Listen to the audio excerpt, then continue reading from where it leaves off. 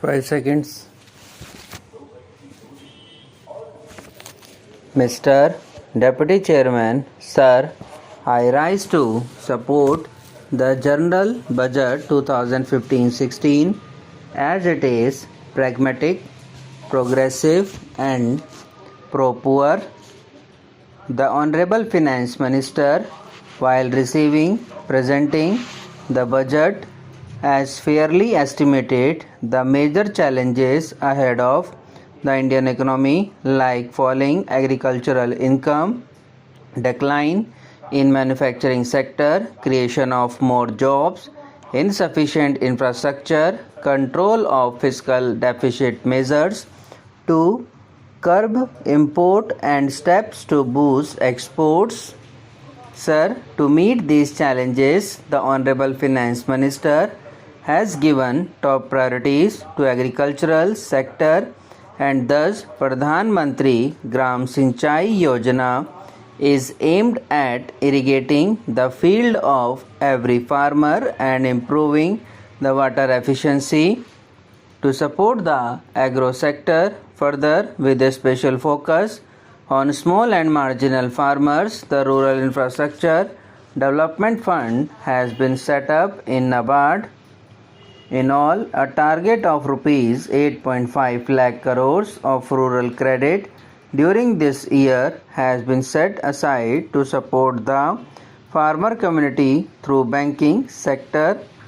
While welcoming the above measures, I would suggest that agricultural practices adopted in a country like Israel be followed in our country to maximize agricultural and horticulture production.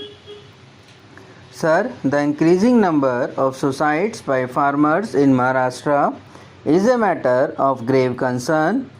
Unseasonal rains in the last couple of years have damaged ready to harvest crops.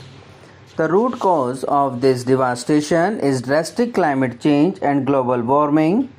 This has caused a series of severe droughts on the one hand and unseasonal rains and hailstorms on the other. Unless a thorough scientific study is done to check the vagaries of nature and long-lasting remedial measures are undertaken, rural economy in general and the agricultural sector in particular will keep deteriorating at a faster pace. In the meantime, a substantial financial package should be given to all the states affected by unseasonal rains to help the farming community who have lost their crops in the Rabi season. Sir, so far as the manufacturing sector is concerned, it is a matter of concern that is declining. The exports have also remained stagnant. It will certainly have a cascading effect on the health of the economy and it will result in decline in the employment opportunities. In this budget, the Honorable Finance Minister has given a thrust on Make in India concept to boost the manufacturing sector and create jobs. India is one of the youngest countries in the world with more than 54% of the total population below the age of 25. Honorable Prime Minister has explained Low Skill India program needs to be closely coordinated with Make in India.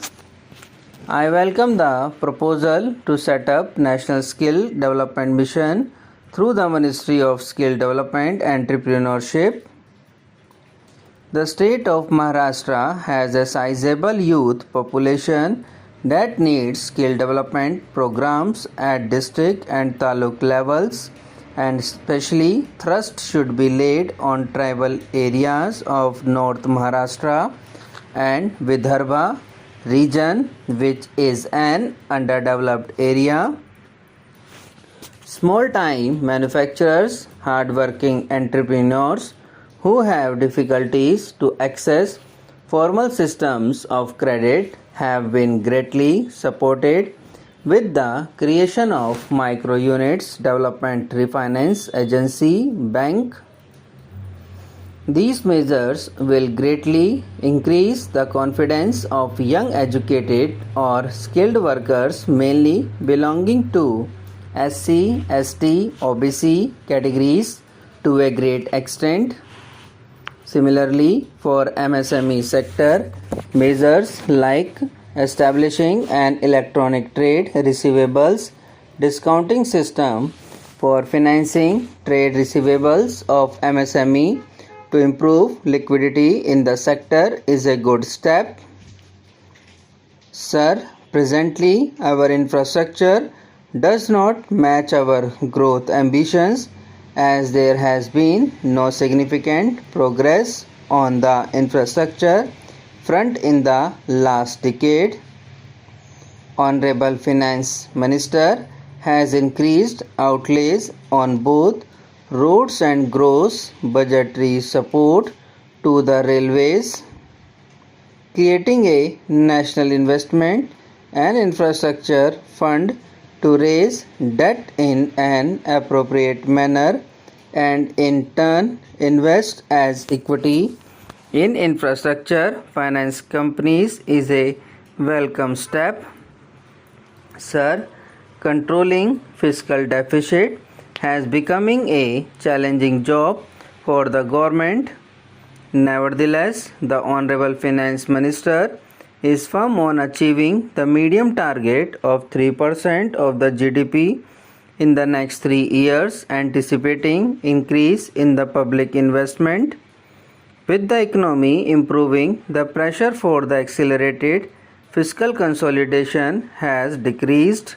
Coupled with this drastically reduced fiscal space, uncertainties that implementation of the GST will create likely burden from the report of the 7th Pay Commission have really compelled the central government to keep the fiscal deficit at 3.9% for the current year.